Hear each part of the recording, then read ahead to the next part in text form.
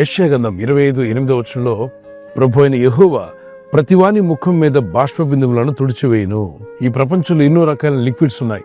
అన్నిటికన్నా ఖరీదైందని చెప్పొచ్చు, విలువైందని చెప్పొచ్చు, అమూల్యమైందని చెప్పొచ్చు. అదే మనిషి కన్నీరు. ఒక బిడ్డ ఏడుస్తూ ఉంటే తల్లిదండ్రులు చూసినప్పుడు ఎందుకు ఏడుస్తున్నావు అని అడుగుతాం. కుక్కబట్టి ఏడుస్తున్న బిడ్డ ఎదుగు తల్లి పరిగెత్తుకుని వచ్చి ఆ బిడ్డని ఎత్తుకొని ఆ కన్నీళ్ళు తుడిచివేసి, ఏడవద్దు నాన్న, నువ్వు ధైర్యంగా ఉండాలి, నువ్వు విచారపడొద్దు, నీకేం కావాలో చెప్పు, నేను తీసుకొచ్చి ఇస్తాను కదా, నీ తల్లినిగా నేను ఉన్నానుగా, తండ్రిగా నేను ఉన్నాను కదా. పేరెంట్స్ పిల్లల పట్ల అటువంటి ప్రేమను కనపరుస్తారు. మరి సృష్టికర్త దేవుడు అంటున్నాడు, నా కుమారుడా, నా కుమార్తె, నీ కన్నుల నుండి బాష్పబిందును నేను తుడిచివేస్తాను. ఏమిస్తే నువ్వు సంతోషిస్తావో నాకు తెలుసు కాబట్టి అది నేను అనుగ్రహిస్తాను అంటున్నాడు.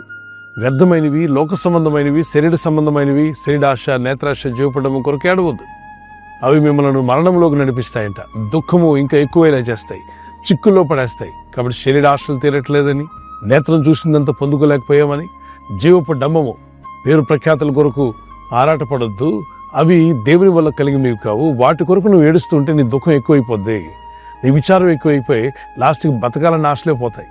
అందువల్లనే శరీరాశ కొరకు, నేత్రాశ కొరకు, జీవపడం అవన్నీ క్షణమాత్రం ఉండేటువంటివి ఓవర్ నైట్లో ఎవాపరేట్ అయిపోతాయి. అవి కాదు మనకు కావాల్సింది.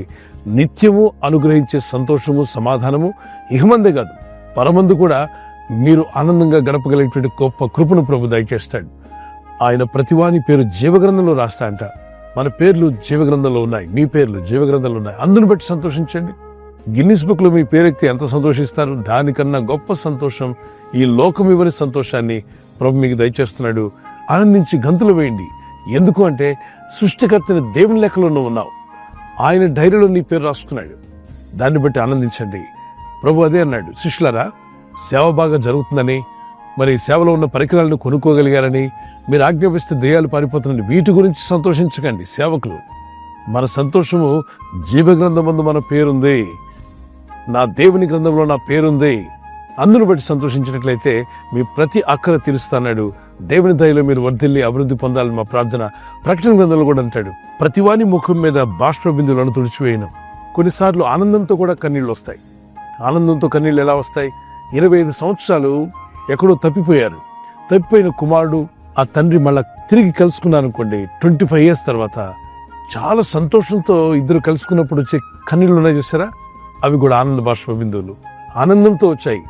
పరిస్థితులు బాగాలేనప్పుడు ఏడుస్తూ దుఃఖపడుతున్నప్పుడు వచ్చే కన్నీరు వేరు, దూరం అయిపోయిన బంధాలు కలిసినప్పుడు వచ్చే సంతోషంతో వచ్చే కన్నీరు వేరు. ఆ కన్నీరు ఆనందంతో కూడినటువంటిది. సమస్యలను బట్టి దుఃఖిస్తున్నారే, మీ దుఃఖము, మీ ముఖమైనటువంటి కన్నీటి బాష్ప బిందులను ప్రభు తుడిచివేసి మీ జీవితాలకు సమాధానం, నెమ్మదిని అనుగ్రహించాలని కోరుతున్నాడు. చిన్న ప్రార్థన చేసుకుందాం. మీ కుటుంబానికి శాంతిని, సమాధానాన్ని ప్రభు దయచేయాలని పరిశుద్ధమైన మా ప్రియ తండ్రి, ఈ వాగ్దానం ఎత్తి ప్రార్థిస్తున్న ప్రతి కుటుంబంలో ప్రతి వాని ముఖం మీద ఉన్న బాష్ప బిందులు తుడిచివేసి వారిని ఆదరిస్తానని వాగ్దానం చేశావు. ఆ ఆదరణ ఇప్పుడే వీరికి దయచేయండి. పరిశుద్ధాత్మదేవ, నీవే ఆదరించేవాడు. నీవిచ్చే ఆదరణ ఈ లోకం ఇవ్వలేదు నాయన. లోకంలో మనుషులు కానీ, వస్తువులు కానీ, లోక సంబంధమైన ఏవి కూడా మీరిచ్చే ఆదరణ మాకు దయచేయలేదు. నీ యందు విశ్వాసం ఉంచి ప్రార్థిస్తున్న ప్రతి వ్యక్తి హృదయంలో కలవరం తొలగిపోనుగాక, శాంతి, సమాధానం కలుగునుగాక. ఈ రాత్రి నెమ్మదితో పండుకొని సురక్షితంగా కాపాడబడినట్లుగా నీ అగ్ని కంచి వేసి మమ్మల్ని కాపాడండి. మీ చిత్తములో కొనసాగే కృప అందరికీ దయచేయమని యేసుక్రీస్తు ప్రశస్త నామములో వీరందరికీ చక్కని నిద్ర దయచేసి తెల్లవారు లేచి కృపను మాకిమ్మని క్రీస్తు యేసు నామములో అడిగి వేడుకుంటున్నామా పరలోకపు తండ్రి, ఆమేన్, ఆమేన్. ఈ వాగ్దానాన్ని మీతోనే ఉంచుకోకుండా లైక్ చేయండి, షేర్ చేయండి. అనేకులు ఈ యొక్క ఛానల్ సబ్స్క్రైబ్ చేసుకోమని తెలియపరచండి. సబ్స్క్రైబ్ చేయని వారు కూడా సబ్స్క్రైబ్ చేయండి. Good night. God bless you.